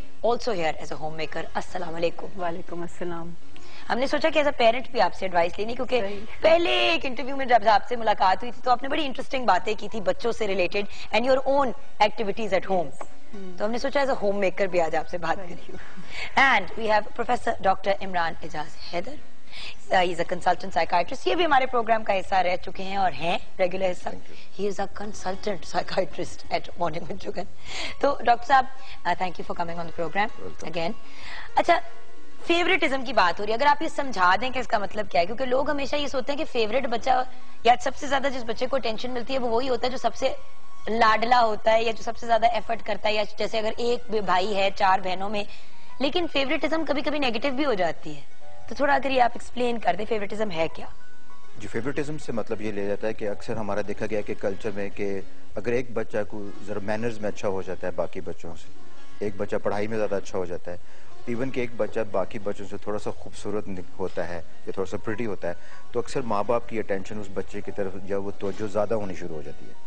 और जो दूसरा बच्चा होता है वो उसके लिए प्रॉब्लम खड़ी होती है कि वो उससे वो निगलेक्ट होना शुरू होता है। तो माँ बाप की जो ये नहीं कि माँ बाप तो इक्वली अटेंशन देना चाहते हैं बच्चों को, लेकिन क्योंकि ये चंद खुसूसियत ऐसी होती हैं जो कि माँ बाप को पसंद होती हैं कि हमारा बच्चा अच्छा हो, उसके अच्छे मैनर्स होंगे, अच्छा बच्चा है ये, तो उसकी तवज्जो जब उस बच्चे की तरफ ज़्यादा हो जाए, उसकी बात ज़्यादा मानी जाती है या उसकी बात ज़्यादा सुनी जाती है, तो ये फेवरेटिज्म में आती है। जैसे आपने भी कहा है कि चाहे ये फेवरेटिज्म फिर अगर वो उसकी हर बात मानी जाएगी तो वो फेवरेटिज्म माँ बाप तो पॉजिटिव करें लेकिन वो नेगेटिव फेवरेटिज्म में भी जा सकती है। एंड व्हाट अबाउट वो बच्चे, क्योंकि डॉक्टर साहब आपने ये भी तो देखा होगा कि एक बच्चा बहुत ज्यादा अटेंशन मांगता है, तो एक अब अगर एक को ज्यादा मुझे कहते हैं ना लिफ्ट मिल रही है तो फिर दूसरा जो है वो प्रॉब्लम्स खड़ी करना शुरू हो जाता है घर के अंदर ताकि उसको लोग, तो इसके बारे में आप हमारे साथ अगर कुछ शेयर करें तो। मेरा ख्याल है कि जो सबसे ज़रूरी चीज़ होती है वो तवज्जो। बच्चा जो है ना वो तवज्जो मांगता है, तो इस ऐसी सिचुएशंस में जो माँ बाप हैं, स्पेशली मदर, क्योंकि बाप तो जाहिर है इतना उसका टाइम घर में नहीं होता, तो माँ का ज़्यादा वक्त बच्चों के साथ गुजरता है, तो माँ को इतना विजिलेंट, इतना उसको होना चाहिए समझदार कि वो इस चीज़ को भांप ले कि किस तरह से बच्चे, अगर आप समझ रहे हैं कि वो टेंशन मांग रहे हैं तो फिर आप उसको कॉम्पनसेट करें, उनको आप दें वो टेंशन। तो ये एक माँ की एक समझ, उसकी इंटेलिजेंस, ये चीज़ें ज़रूरी होती हैं। लेकिन इंसान को कैसे, सबसे पहले तो बच्चों के साथ एटीट्यूड होना कैसा है डॉक्टर साहब, फ्रॉम मतलब नफ्सियात के नजरिए से? अगर घर में 3 बच्चे हैं, एक बेटा है 2 बेटियां हैं, बेटे की बहुत ख्वाहिश थी, तीसरा फॉर एग्जांपल बेटा हुआ, अब माँ बाप क्या करें? नेचुरली बाप की इंक्लिनेशन बेटे की तरफ होती है, जबकि कहते हैं कि बेटियां बाप की होती हैं, लेकिन बापों को भी बड़ी ख्वाहिश होती है कि हमारा बेटा हो, हमारा बेटा हो। तो घर पे एटीट्यूड क्या होना चाहिए? अब एक बच्चा बड़ा लायक है, एक बेटा हो गया और एक बच्चा बीच में बिल्कुल ही इग्नोर हो रहा है। जी, एटीट्यूड से मेरा ख्याल भी होना चाहिए कि जो बच्चे होते हैं जी, माँ बाप को चाहिए, जिसने अभी मैडम बात करी कि तवज्जो से मतलब ये होना चाहिए कि हमारे यहाँ ये कल्चर में है, जैसे आप करिए कि अगर एक बेटा हो गया, बाकी 2 बेटियां हैं, तो बेटे को ज्यादा तवज्जो दी जाती है, खाना बेहतर दिया जाता है, खाना बेहतर दिया जाता है, उसकी बात ज्यादा सुनी जाती है। अगर वो बच्चा आपका बड़ा बच्चा है तो उसको ज्यादा अहमियत दी जाती है। तो असल में जो प्रॉब्लम ये होती है जी कि वो बाकी बच्चों को निगलेक्ट करना शुरू करते हैं। कैसे निगलेक्ट करते हैं कि जो मैं अभी बात हो रही थी पहले भी कि कम्युनिकेशन उससे ख़त्म होना शुरू होती है, उसकी बात सुनी भी नहीं जाती है, और उसकी बात अगर वो कुछ वो कह रहा है या वो कहना चाहता है उसको टोटली इग्नोर करना शुरू कर देते हैं माँ बाप, जिसकी वजह से घर के अंदर एक बहुत बड़ी प्रॉब्लम हो जाती है। वो बच्चा जिसको तवज्जो नहीं दे रहा है, चाहे वो लड़की हो या लड़का हो, उसमें ये डेवलप होता है कि ये शायद मेरे माँ बाप मुझे पसंद नहीं करते।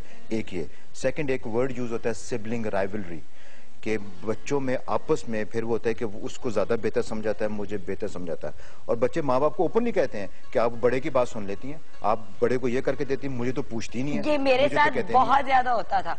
आपा, क्योंकि माशाल्लाह बहुत बहुत खूबसूरत है मेरी बहन, तो क्योंकि आपा बहुत प्यारी थी, मतलब उसके ब्लॉन्ड बाल थे और नीली नीली आंखें थी आपा की, और मैं काला बाल, ब्राउन आईज टाइप, तो मैं बिल्कुल ही ना, और एक बार मेरी बहन ने मुझे कहा तुम्हें पता है तुम अडॉप्टेड हो, तुम्हें गोद लिया हुआ है। कुछ 6-7 साल मैं ये सोचती रही कि मुझे गोद लिया हुआ है, और फाइनली एक दिन मैं भाग गई ना मामा के सामने 12 साल की उम्र पे, मुझे पता है आप मुझे प्यार नहीं करती क्योंकि मुझे गोद लिया हुआ है।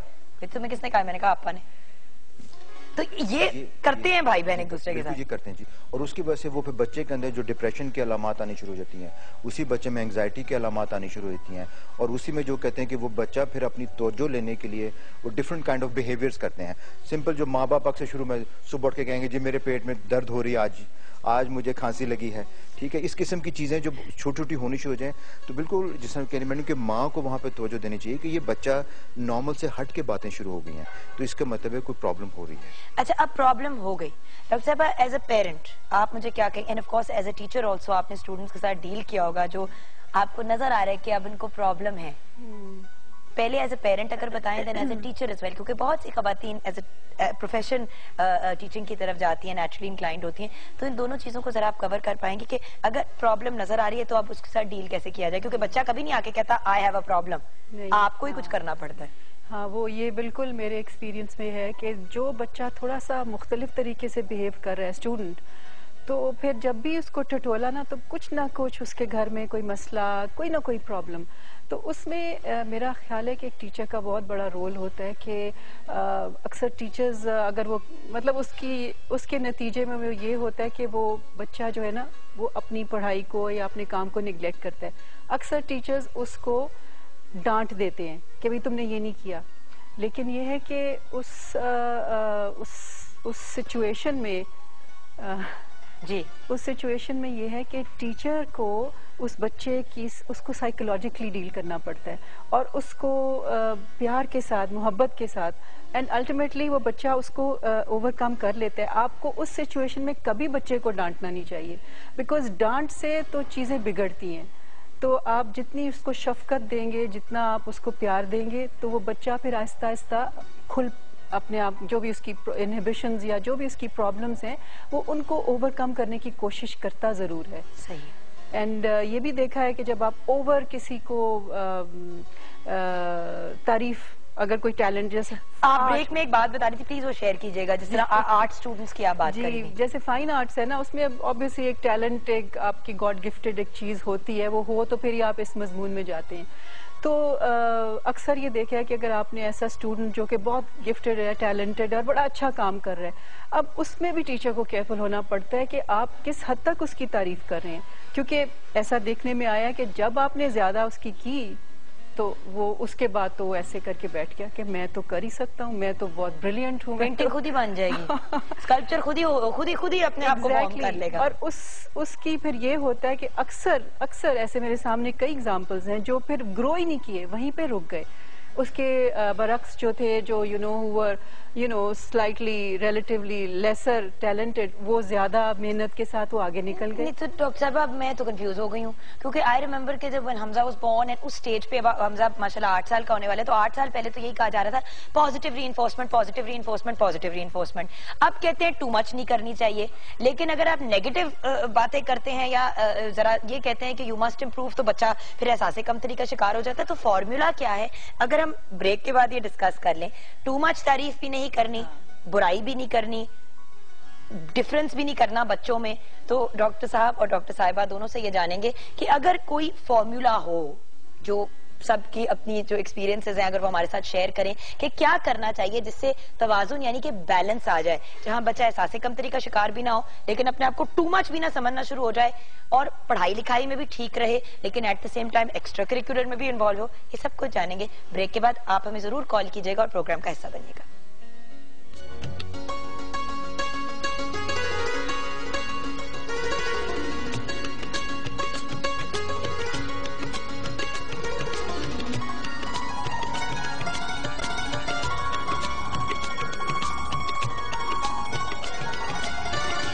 Welcome back from the break viewers. हमने फैसला कर लिया है कि हम बच्चों की एज ग्रुप्स को ब्रेक डाउन करेंगे।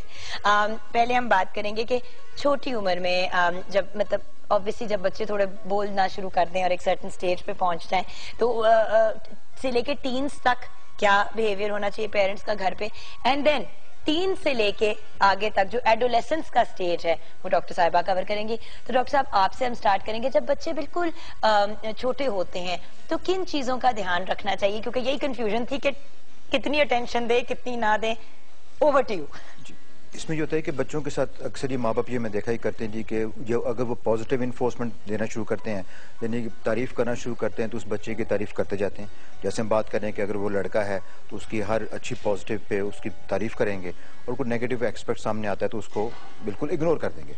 सिमिलरली अगर लड़कियों के साथ भी किया जाता है तो, और कई दफ़ा वो नेगेटिव जो होती है रीइंफोर्समेंट या क्रिटिकल स्टेटमेंट्स जो हम देते हैं माँ बाप अक्सर, तो उसकी वजह से बच्चे के ऊपर उसके काफ़ी उसकी लो सेल्फ एस्टीम हो जाती है और उसका कॉन्फिडेंस खत्म होना शुरू हो जाता है। अब it's you have to keep a very fine balance. और एक जो माँ बाप में जो सबसे बड़ी प्रॉब्लम आती है कि वो बच्चे को जब तनकीद का निशाना बनाते हैं या क्रिटिकल स्टेटमेंट देते हैं, तो जनरली कहेंगे तुम हो ही बुरे, ये एक वर्ड एक ऐसा यूज होता है कि तुम बुरे हो और करते ही चले जाएंगे और करते जाएंगे। बात ये होती है कि बच्चा कोई बुरा नहीं होता है, उसके जो बिहेवियर है इंसान को, उनको चाहिए कि उस पर फोकस करें कि आपने ये जो काम अभी किया है इसको आपको ऐसे करना चाहिए था, या ये काम गलत किया आपने, ज्यादा कहना कि बच्चे है ही बुरे। तो आई थिंक अगर जो बच्चे की तारीफ की जाए और बच्चे को अगर नेगेटिव का एक फाइन सा बैलेंस रखना चाहिए। बात यह है कि अगर बच्चे की ज्यादा तारीफ करते जाएंगे तो उसमें ये कॉन्फिडेंस ज्यादा बढ़ जाएगा कि मैं हर काम कर सकता हूँ, यानी तो वो फिर आगे जाके जब बच्चा बड़ा होता है तो वो भी उसके जिम्मे बात बैठ जाती है, तो वो उसके ज़हन की जो फ्लेक्सिबिलिटी है वो खत्म होनी शुरू हो जाती है। अच्छा डॉक्टर साहब, एक कॉलर है, वो कॉल लेंगे, डॉक्टर साहब आपकी तरफ आएंगे, और फिर ऑफ कोर्स हाथ उठाना, क्योंकि टीन्स में भी बिल्कुल छोटी एज में और टीन्स में भी दोनों स्टेज पे हाथ उठाया जाता है और उसके क्या बच्चों के जहन पे असरात होते हैं ये भी टच अपॉन करना जरूरी है। लेकिन सायरा की कॉल ले लेते हैं, उनका सवाल है। अस्सलाम वालेकुम। वालेकुम सलाम। हेलो। वालेकुम सलाम। जी सायरा, आपका क्या सवाल है?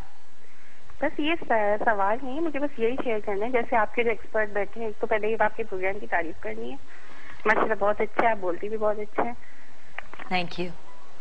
और दूसरी बात ये करनी है कि जिस तरह से आपके एक्सपर्ट कह रहे हैं कि बेटियों को मतलब इग्नोर करते हैं या बेटों को, तो मेरी भी माशाल्लाह 2 बेटियां और 1 बेटा है, मगर मतलब ये आदमी के नेचर पे होता है इंसान के, अगर वो इग्नोर करता है तो सबको ही करता है, बेटों को या बेटियों को। इस तरह से नहीं होता कि बेटियों को इग्नोर किया जाए या बेटों को, इस तरह से कभी भी नहीं होता। मतलब आप देखें अगर कोई सायरा, ये आपके घर में ये आपका प्रॉब्ली ज़रफ़ैन, ये प्रॉब्ली आपकी पर्सनालिटी टाइप है।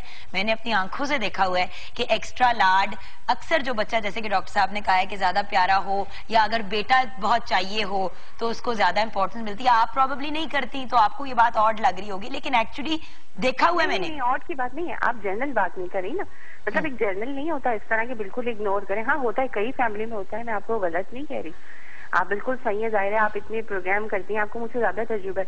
नहीं, नेचर की भी इंसान की बात होती है कि जो पेरेंट्स बदतमीज होते हैं वो हर बच्चों के साथ होते हैं और जो अच्छे होते हैं वो अपने हर बच्चों को लेकर चलते हैं। अब हम लोग फाइनेंशियली इतने स्ट्रांग नहीं है, मगर मेरे हस्बैंड ने बेटे को भी अच्छी तरह पढ़ाया और बच्चियों को भी अच्छी तरह पढ़ाया। अब देखे ना सायरा जी, सायरा जी जो आप बात कह रही हैं वो बिल्कुल ठीक है, लेकिन मैं खुद ऐसी फैमिलीज को देख चुकी हूँ जहाँ पे वो जो ना बच्चा आफ्टर बच्चा किया कि हमें बेटा चाहिए, एज अ रिजल्ट 6 बेटियां 1 बेटा, फिर उस 1 बेटे को सिर्फ पढ़ाया और 6 बेटियों को पढ़ाया ही नहीं।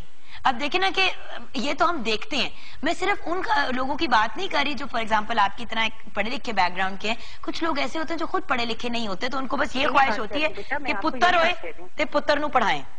मैं आपको यही बात कह रही हूँ बेटा कि जो पढ़े लिखे नहीं होते ना वो तो इस तरह कर लेते हैं, पढ़े लिखों की सोच इस तरह की नहीं। अगर आपने खुद पढ़ा है तो आप अच्छा बुरा देख चुके हैं तो आपको हर चीज का पता है, और जाहिर ये होता है, मतलब लोग डाइवोर्स भी दे देते हैं अगर बेटे नहीं हो तो, इस तरह से भी होता है। ये आप सही कह रहे हो, बस मैं यही चीज शेयर करना चाह रही थी, और आपका प्रोग्राम माशाल्लाह बहुत अच्छा है। Thank you so much Saira ji, thank you. ठीक है, इसी जो माँ बाप बड़े जो गुड पेरेंट्स होते हैं ना, जो बैलेंस रखते हैं, उनको बड़ी स्ट्रेंज लगती है ये बात कि नहीं ये नहीं होता, बट बिकॉज इस फोरम पे बैठे हुए इतने ऑड चीजें और इतनी ऑड चीजें लोगों के मुंह से सुन चुकी हूँ।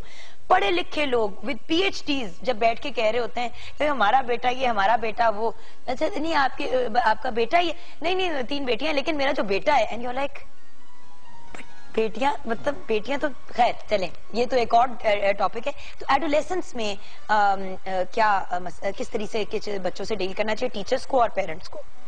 देखें, ये थोड़ी सी उससे पीछे भी मैं जाऊंगी कि parents and teachers they are role models, और पेरेंट्स का ये एक बहुत बड़ा रोल होता है कि बच्चा जब जैसे बड़ा हो रहा है तो उसको उसकी इस चीज़ की वो अवेयरनेस, इस चीज़ की समझ वो पैदा कर दे बच्चे में। सपोजिंग एक बच्चा, उसने देखा पेरेंट ने कि वो झूठ बोल रहा है, तो उसको माँ को आंखें नहीं बंद करनी चाहिए कि अच्छा इसने बोल दिया कोई बात नहीं, उस बच्चे को उस वक्त समझाना चाहिए ताकि उसमें वो शनाख्त हो जाए कि क्या चीज़ गलत है क्या सही है। तो वो जो ये बेस होती है बेसिकली आपका किस चीज़ पे आप एज अ ह्यूमन बीइंग क्या चीज़ होती है, इट्स बेसिकली योर वैल्यूज़, कि आपकी वैल्यूज़ जो हैं, आपकी अंडरस्टैंडिंग कि व्हाट इज़ क्या चीज़ सही है क्या चीज़ गलत है, उस चीज़ की समझ होनी बहुत ज़रूरी है। Because at the end of the day यही चीज़ें मैटर करती हैं, आपकी जो भी डीलिंग्स होती हैं सोशली या विच एवर वे, आपकी पर्सनली एक दूसरे के साथ, तो आपकी जो एक ऑनेस्टी है, एक आपकी बेसिक जो आपका एक इंट्रिंसिक जो आपकी चीज़ होनी चाहिए, दैट इज़ योर डीलिंग। तो उसमें ये जो होता है कि पेरेंट्स को अगर उसको उसने देखा रविश बच्चे में कि ये गलती पे जा रहा है, तो बच्चे को बड़े प्यार से, सख्ती मैं आई वुड नेवर रेकमेंड कि आप किसी बच्चे के साथ सख्ती करें। सख्ती करनी पड़ती है एक हद तक, लेकिन ज़्यादा जो मेरे एक्सपीरियंस में ये कि बच्चा प्यार से ज़्यादा सुधरता है। तो फिर जब हमारे पास आते हैं यूनिवर्सिटीज़ में, उस वक्त तक वो काफ़ी पुख्ता हो चुके होते हैं अपनी आदत से। इसलिए घर में जो एक बेसिक जो चीज़ें हैं ना, वो सिखानी बड़ी ज़रूरी हैं। मुझे एक वाक़या याद आ रहा है, मेरे वालिद ने अपने वालिद के ऊपर एक छोटा सा एक तहरीर की हुई थी। तो उसमें उन्होंने लिखा हुआ था उनके बारे में कि वो जब छोटे थे, मेरे दादा जो थे वो एक सरकारी मुलाजिम थे, तो वो ज़ाहिर है फाइलें घर में आ जाती थी काम की, जो उन्होंने काम करना होता था। तो एक दफ़ा ये हुआ कि मेरे वालिद ने स्कूल का काम था और उनके पास स्याही और वो कलम नहीं थी, तो वो चले गए अपने वालिद के दफ्तर में, वहाँ से उन्होंने वो उठा के और वो शुरू कर दिया अपना होमवर्क। जब मेरे दादा ने वो देखा तो उन्होंने कहा, बेटा ये दफ्तर की चीज़ें, ये मैं ना खुद ना मैं अपने बच्चे इस चीज़ को इस्तेमाल कर सकते हैं। फिर उनको वो ले गए बाजार से लेके दी, कलम दवात हर चीज़। तो वालिद ने ये लिखा हुआ है कि मैं उस दिन से मेरे सब चीज़ क्लियर हो गई कि क्या चीज़ गलत है, क्या चीज़ सही है। So these are little incidents, छोटे छोटे वाकयात होते हैं जो आपको पूरी ज़िंदगी के लिए आपको एक मशअले राह बन जाते हैं और आपको अपनी ज़िंदगी कैसे गुजारनी है। तो फिर मैं समझती हूँ कि पेरेंट्स का बहुत बड़ा रोल है कि वो घर में क्या तालीम दे रहे हैं। फिर जाहिर है टीचर्स को चाहिए कि अब हमारे यहाँ बदकिस्मती से टीचर्स भी इसी मुआशरे का हिस्सा है, और मुआशरे में जो आप देख रहे हैं कि एक वैल्यूज़ की जो तोड़ फोड़ है वो वो आपके सामने ही है। तो फिर भी टीचर की एक जिम्मेदारी बनती है, उसकी एक मॉरल ड्यूटी है कि वो इन चीज़ों को खुद भी गुरेज करे और अपने स्टूडेंट्स को ये आगे पास ऑन करे। इसमें ऐड कर दूं? डॉक्टर साहब जल्दी से ऐड कर ले, फिर ब्रेक की तरफ जाएंगे। जी, मैं इसमें ये ऐड करना चाहता था कि जैसे मैडम ने कहा कि हमारे जो कल्चर के जो बेसिक जो प्रॉब्लम शुरू हो गई जी, कि with the era of new technology हमारे माँ बाप बिकॉज अपनी क्योंकि बिजी हो जाते हैं, तो वो बच्चों के साथ जो कम्युनिकेशन गैप है वो बहुत ज़्यादा बढ़ना शुरू हो गया। आप कहीं पे रेस्टोरेंट में जाके देखिएगा, मैं ज़रा ऑब्जर्व करें कि अक्सर अगर 4 लोग 5 लोग बैठे हैं तो माँ बाप जगह बैठे होंगे, बच्चे नीचे बैठ के आराम से अपने आप को या टेक्स्ट कर रहे होंगे या फेसबुक पे स्टेटस अपलोड कर रहे होंगे। So they are trying to communicate with people who are not there. तो माँ बाप को चाहिए कि आई थिंक जो बेसिक जो जैसा फाउंडेशन की बात करी थी, वो फाउंडेशन कम्युनिकेशन से बनती है। अगर आप माँ बाप बच्चों को टाइम ही नहीं देंगे, लेकिन कम्युनिकेशन 2 तरह की होती है। एक होती है मुंह से अपने बच्चे से बात करना, और एक होती है जिसको नानो कहती थी हाथ चला के, जो बहुत गलत है। आई डोंट थिंक, जो मेरी अंडरस्टैंडिंग है, कम से कम हर लेवल पे और हर स्टेज पे हाथ उठाने से तो मना ही किया जाता है। ब्रेक के बाद हम अपनी बात को कंक्लूड करेंगे और उसमें ये बात जरूर हम टच अपॉन करेंगे कि जब हम अपने बच्चे पे हाथ उठाते हैं तो उसके नफ्सियाती असर क्या होते हैं, बिल्कुल भी के बचपन के स्टेज पे होते हैं और फिर एडोलेसेंस में भी करेंगे राइट आफ्टर द ब्रेक।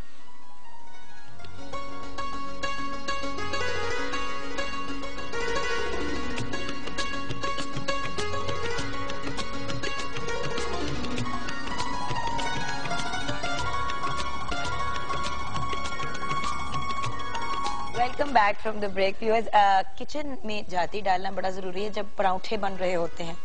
बिल्कुल जुगन, परांठे रेडी हो चुके हैं। परांठे आर रेडी। रायता भी इसके साथ मैंने बना दिया है और हमारी जो मूली पालक का वो सालन है वो भी रेडी है। Very nice. And of course जरूरी नहीं है कि मूली पालक को आप मूली वाले पराठे के साथ ही खाएं। मूली ओवरडोज हो जाएगा। रेगुलर पराठे या प्लेन रोटी के साथ भी खा सकते हैं। बिल्कुल, रोटी के साथ भी बहुत अच्छी ये सालन लगेगा। Wonderful, thank you so much. Thank you. जल्दी से बाकी के तैयार कर दो, भूख लगी है। अच्छा, अव्वल तो मूली के पराठों की तरफ जहन मुतवज्जो हो गया है, लेकिन let's conclude what we were talking about ताकि we can gather our thoughts. Doctor Sahab आपसे शुरू करना चाहेंगे। डॉक्टर साहब विल एंड आपकी बात पे क्या कहेंगे आप? बड़ी प्यारी बात कर रही थी ब्रेक में कि अपने एग्जाम्पल से सिखाना चाहिए, तो वही बात अगर हम यहाँ पे करें। आपको ये नहीं कि आपने बच्चे को बार बार कहना है कि भाई ये तुम करो ये ना करो, आप खुद बी एन एग्जाम्पल योरसेल्फ और फिर बच्चे खुद ही वो एब्जॉर्ब कर लेते हैं। दूसरी बात मैं ये कहना चाहूंगी कि अब हमारा जो माहौल है वो जिस तरह से बदल रहा है तेजी से बिकॉज ऑफ टेक्नोलॉजी। अभी डॉक्टर साहब ने भी बात की कि बच्चे जो हैं उन अपने वो गेम्स एंड व्हाट नॉट बहुत आगे हैं, वो निकल चुके हैं। मोबाइल, अब कंप्यूटर भी है, गेम कंसोल भी है, सब कुछ, और छोटे छोटे बच्चे मोबाइल लेकर अब हम उस चीज को उस टेक्नोलॉजी की यलगार को हम रोक नहीं सकते, लेकिन हमें उसको डील करने के लिए हमें तरीके सोचने हैं कि किस तरह से हम जैसे ये चीजें आ रही हैं, हमने इनको किस तरह से करना है कि बच्चे जैसे उनको हर चीज की एक्सेस है, हर तरह के नॉलेज की एक्सेसिबिलिटी है। भाई सारा दिन अगर आप मोबाइल पे खेलेंगे तो आपका बच्चा भी आपको देख के खेलेगा, वो कहेगा मामा बिजी है या बाबा बिजी है, तो फिर मैं भी लगा रहता हूँ। वो भी है, लेकिन जब एक गैजेट आपके पास आता है तो एक ह्यूमन क्यूरियोसिटी होती है कि भाई हमने इसको देखना है कि क्या है, कि ह्यूमन एक चीज है। बट देन हमने उसको कैसे करना है कि अगर आपके पास एक हर तरह के नॉलेज की बच्चों के पास एक एक्सेसिबिलिटी है, आपने उसको कैसे मॉनिटर करना है, आपने उसको कैसे देखना है। अब उसमें फिर ये है कि आपका और बच्चे का जो इंटरेक्शन है, या बच्चे का जो ट्रस्ट है आपके ऊपर या आपका बच्चे के ऊपर, you have to trust your children. ये मतलब ये बड़ा जरूरी होता है बच्चे को कॉन्फिडेंस हो ये कि भाई हमारे माँ बाप हमारे पे ट्रस्ट कर रहे हैं, और जब आप ट्रस्ट करते हैं वो बच्चे अक्सर नहीं कोई ऐसा गलत काम करते। तो ये चीजें बड़ी जरूरी हैं कि हमें उन चीजों को, जैसे यू आर ऑल्सो सेइंग कि हमें वर्कशॉप्स या ये चीजें कि किस तरह से इन मसलों को हम इनके बारे में हम बात करें, इन चीजों के बारे में। अब वेस्ट में जैसे जैसे नई टेक्नोलॉजी आती है वो कुछ ना कुछ रूल्स बनाते जाते हैं। फॉर एग्जाम्पल अब सिनेमा है, वेब नैनी है फॉर एग्जाम्पल, हाँ सिनेमा में एक सर्टेन एज ग्रुप के ही उसके बाद नहीं जा सकते, हम उन चीजों का नहीं ख्याल करते। छोटे से बच्चे को फजूल सी फिल्म देखने के लिए ले जाते हैं, बिल्कुल, जिससे एवं बच्चे का जहन खराब होता है। तो ये चीजें चूंकि वेस्ट में ये पहले आ रही हैं तो उनको भी इन चीजों का ख्याल है एंड वो मेजर्स ले रहे हैं। अच्छा, एंड डॉक्टर साहब, what would you like to say, continuing with what doctor साहब आर सेइंग? इसमें बिल्कुल अभी ये बात बिल्कुल ठीक हो रही है। जो असल बात में वही आती थी कि बच्चों को आप जो माँ बाप होते हैं, because of the so many reasons, आप कह लें कि फाइनेंशियल कंस्ट्रेंट्स हो गई हैं, घर में 2 वक्त की रोटी पूरी नहीं होती है, तो बीवी ने भी काम करना है और हस्बैंड भी काम कर रहा है, तो माँ बाप का जो रोल है, पेरेंटिंग का रोल, वो थोड़े से बिजी हो जाते हैं।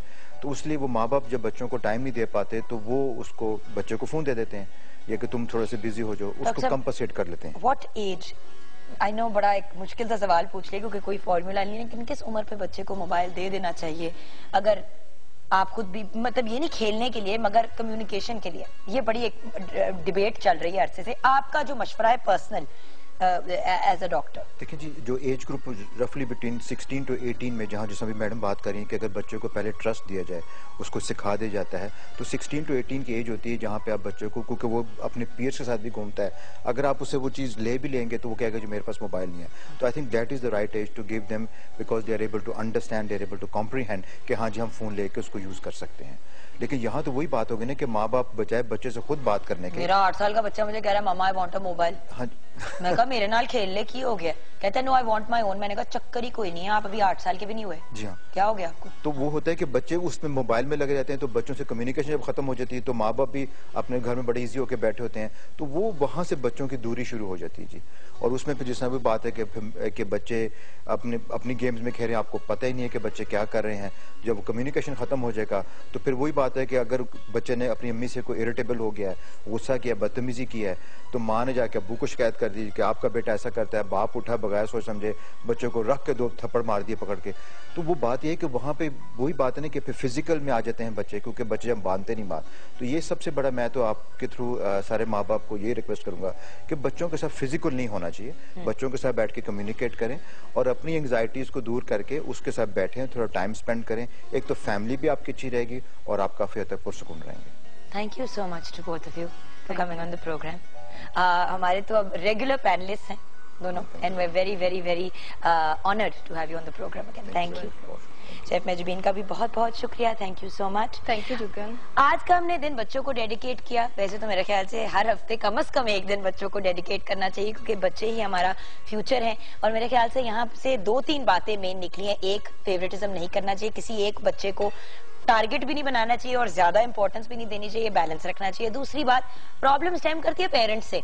अगर आप अच्छी पेरेंटिंग करेंगे, आप फाउंडेशन अच्छी सेट करेंगे, तो आगे जो पौधा निकलेगा या जो आपके बच्चे होंगे वो पॉजिटिव इंडिविजुअल्स होंगे। एंड थर्डली, कम्युनिकेशन इज की। आपस में कम्युनिकेट करें ताकि एक हेल्दी हाउस होल्ड हो। अपना ख्याल रखिएगा, अपने से ज्यादा दूसरों का। इंशाल्लाह कल सुबह मुलाकात होगी। पाकिस्तान जिंदाबाद।